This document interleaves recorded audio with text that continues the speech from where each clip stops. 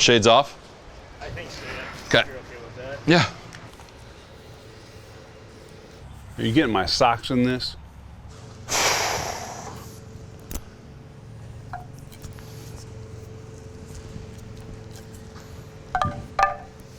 Just look at media time. Oh, he's gonna walk the long way. Just took the scenic route. There we go. All right.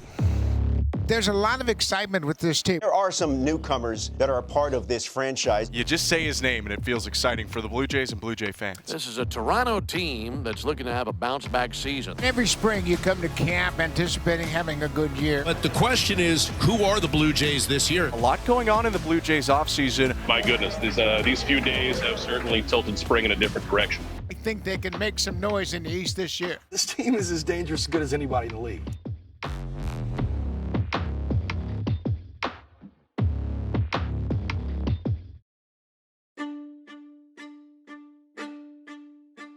I mean, it's pretty simple. Last year was last year, and you can't do anything to change it. You can't dwell on it for sure, because if you dwell on it, you might end up in a worse position. So you learn from the good, the bad, and you move on. At the end of the day, there's 29 other teams that don't do what they say that they wanted to do during spring training. There's only one. You kind of need time to reflect, and I always feel like you learn more in the off season. Be real with yourself on the things that you're really good at. Don't forget those things, but then you have to look at what you need to fix. It was the first time in my career that really there was a season going on. I wasn't really a part of it, so yeah, it was tough, but just try to use it the best I can and see what I can do to be better and get healthy, and just looking forward to this year. I think everybody kind of feels like it was a good learning year. Like, there's always something you can take from last season and be able to use as motivation or understanding what you need to do this year to be a little bit more successful. So last year, yeah, it was a down year for us, and we didn't play that great of baseball, but I think it helped us to kind of get where we needed to and change the culture a little bit in the clubhouse to making sure that we're picking each other up when we need to and knowing that when we need to kind of get on each other. I think we just obviously had holes last year and we addressed them in the off season, so it's very exciting for this year just because I think we have a real chance to do something special.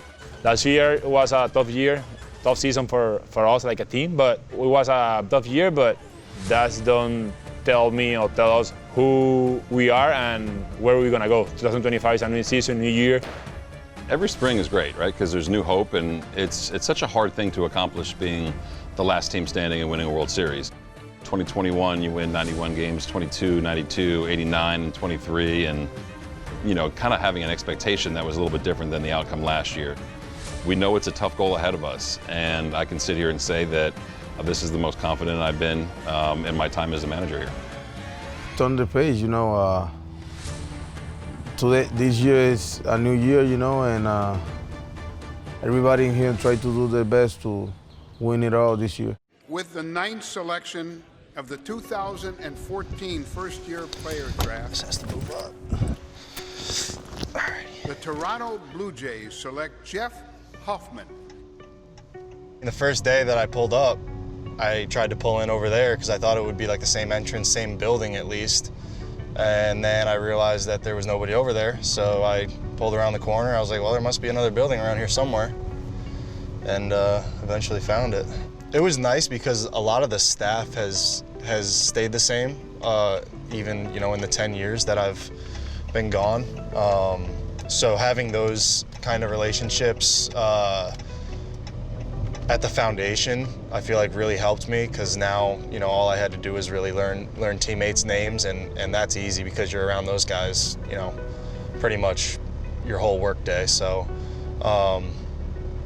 it was I mean, it still is weird putting the stuff on, putting the jersey on. It kind of feels like how the heck did I get to this timeline?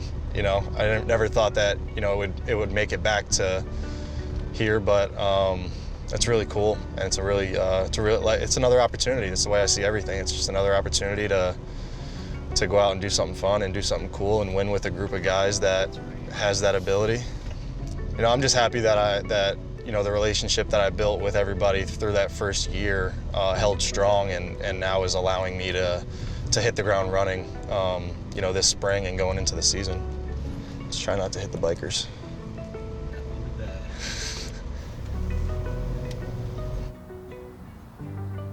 You know, it's nice to kind of get settled and to have that peace of mind, you know, for me and my family, that, you know, this is where we're going to be, and we can get comfortable and really just kind of submerge ourselves in the organization and, you know, do as much as we can on and off the field. My boys are 5 and 6, so when I was in Cincinnati, they were huge Joey Votto fans, and then when I got to Philly, they were obviously, you know, Harper and Turner and, you know, JT and all those guys. But it'll be fun to get to see them kind of get to know a new team and to have more favorite players. And I think it's just going to be great for them and their love of the game. You know, 21-year-old me was very naive about the way the business of baseball works. And yeah, I would have loved for it to be a smooth ride, but I think the finished product would have been different as well if it was a smooth ride. So I'm happy the way it turned out, and I'm happy that I get to, you know, experience being a Blue Jay at the highest level finally after all these years. That's kind of sick. Old school. Throwback.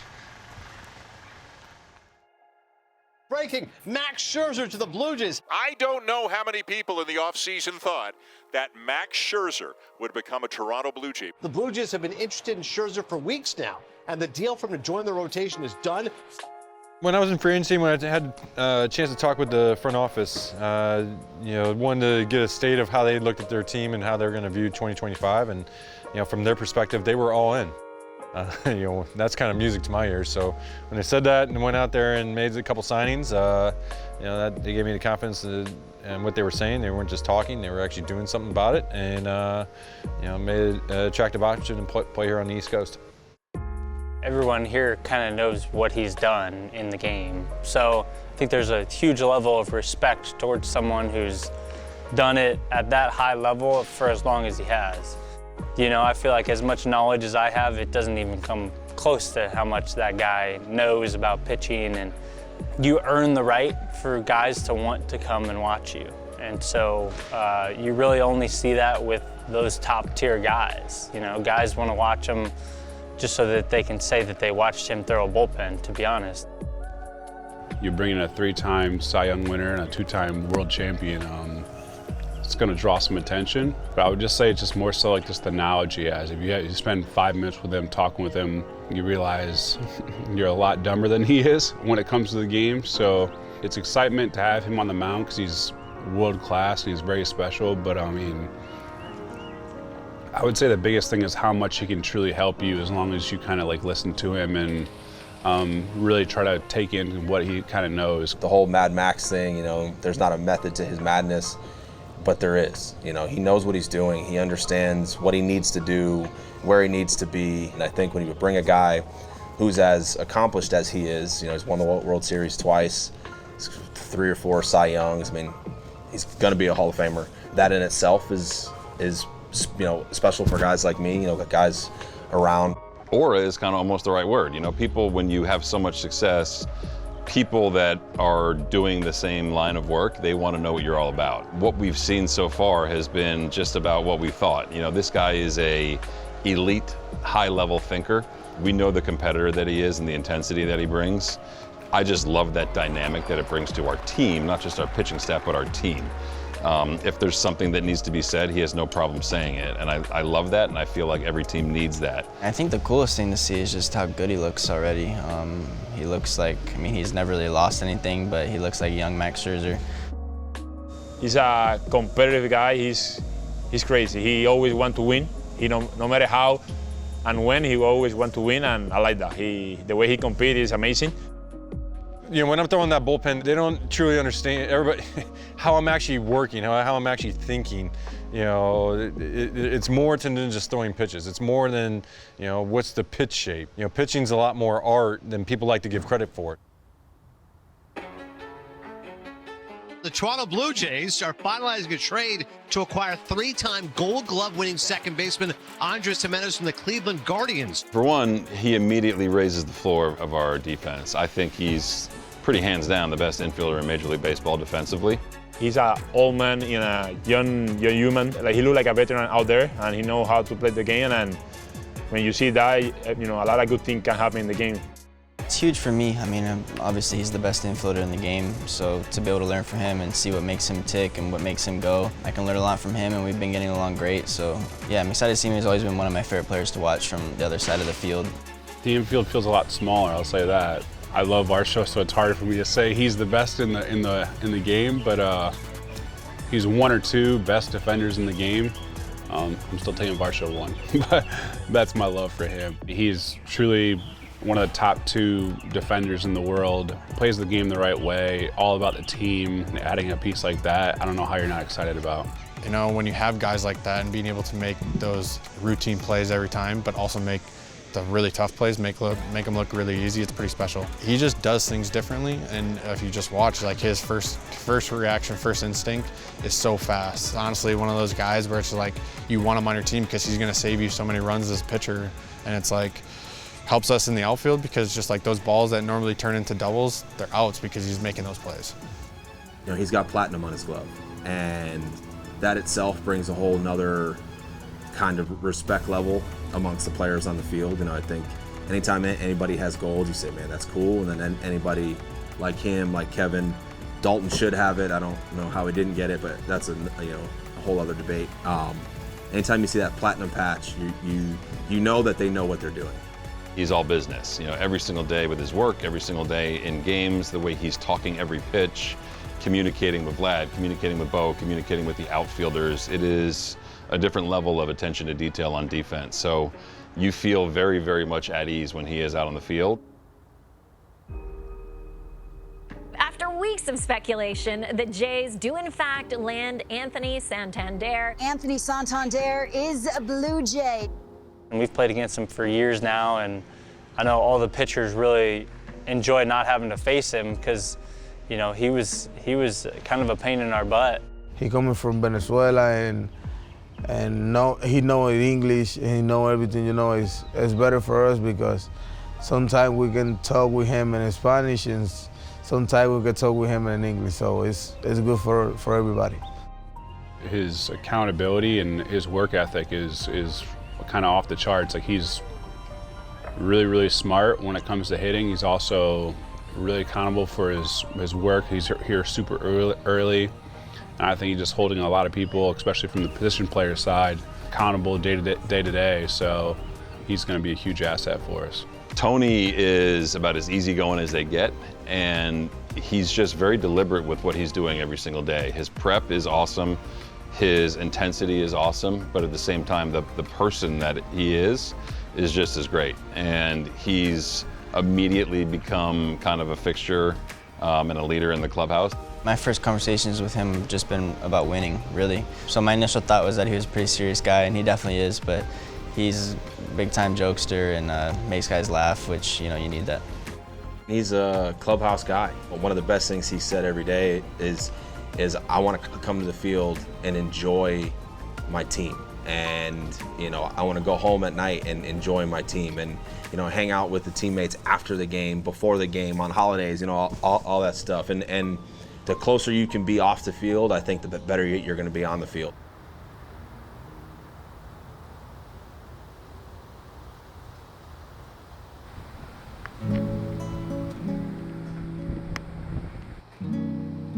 Wow, it's cold today.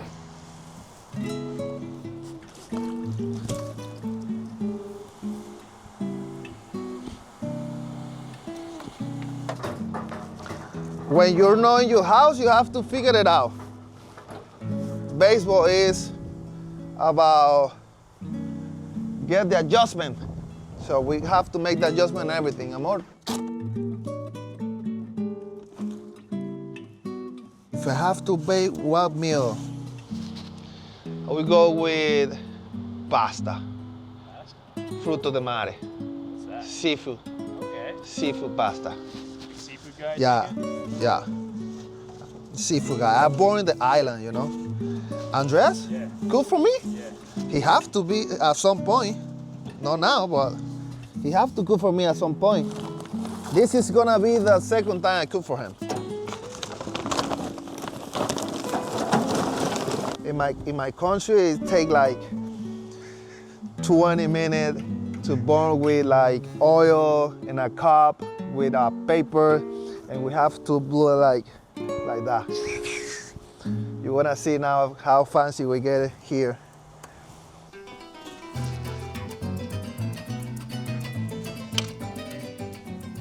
Oh, come on, bro. We have to be a pro. We're in the big leagues.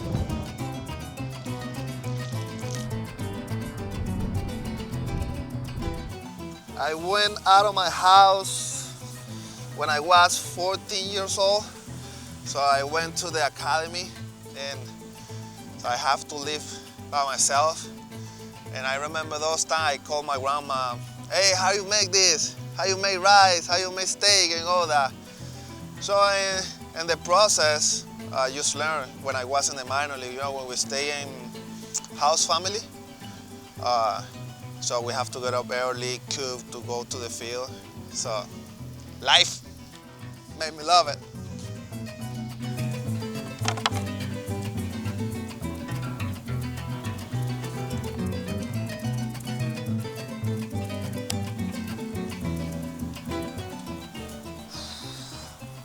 Just wait until I throw it on the grill.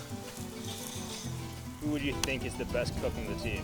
I will say Basis. I will say Basis because, I mean, he's a guy with experience and he always wants to give his best and everything. Yeah, he's really competitive. So I think he can be a good cooker. What dish do you think he'll make you? Something better than a hot dog. So let me call the guys because that fire is ready. Fire is ready to go. So I go wash my hands and then we're ready to go.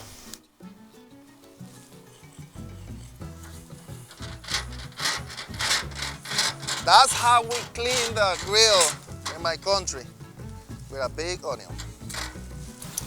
I am his assistant for today. Whatever he say, I text him on Instagram like 3 days later because, you know, so many people call him and, you know, text him. Excuses. Yeah, I mean, I don't have his number, so. But it was like 3 days later, and now I got my, you know, he's my chef now, so. You sent me a text, but I call you. I call you first. I sent him a text, and he answered me like 2 days after that. And so he ignored me. Huh? You ignored him. I Exactly. mean, when I called him, he wasn't I was at home. Just being good daddy. Yeah, I was. Remember? Yeah, I was at the market buying some stuff for my family. Yeah. Yeah, I remember that. But now, you know, every day we're on the phone talking. And now we're gonna be next to each other on the plane, locker rooms. We got here, you know, Tony Taters, getting into it. Tony Taters in the house? Tony Taters in the house. How is your cooking skills?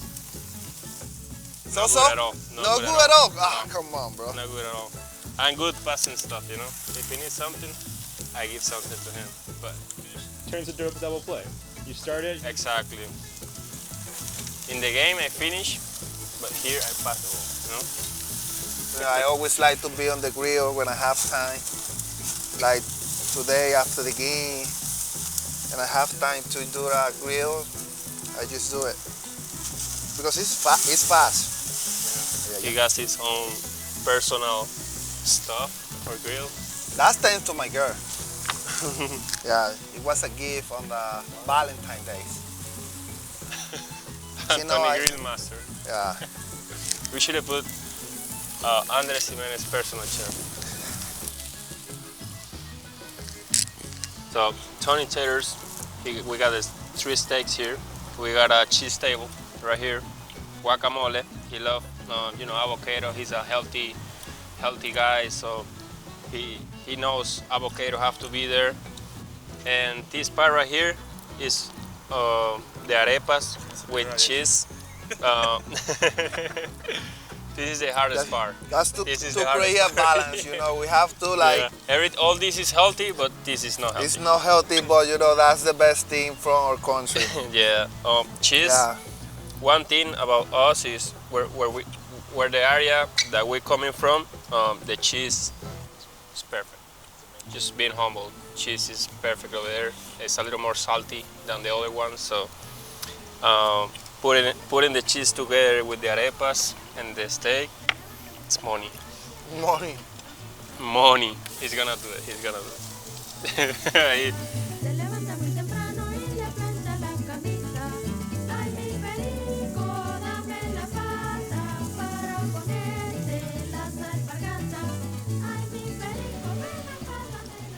Andres, you first, bro. Thank you, my bro. Leading off. Leading off. Buen provecho.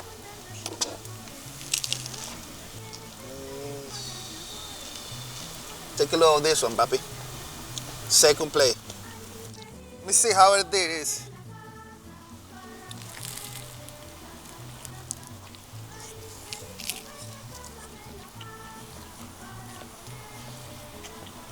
Delicioso, man.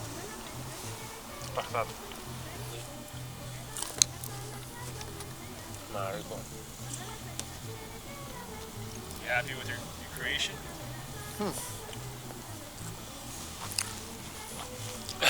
Master grill. No, really. I agree.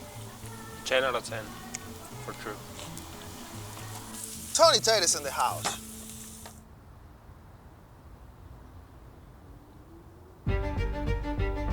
Guys are kind of pushing that envelope. It's going to be a really tough decision for them to kind of figure out who these 26 guys are that are actually going to be there on opening day. Morning. Whenever you're done. Yep, good to go. Thank you. Max, officially welcome. When they're all in, and they view a year that this is we're here to win the World Series. It filters down into the clubhouse, and everybody has an extra bounce in their stuff. F the noise. Like, who cares about the noise? Who cares what people say? Just do your dang job. Who cares what people write about you? Who cares what people think?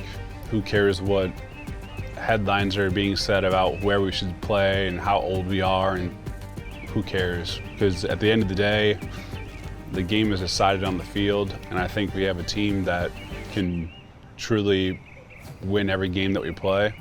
So worry about that.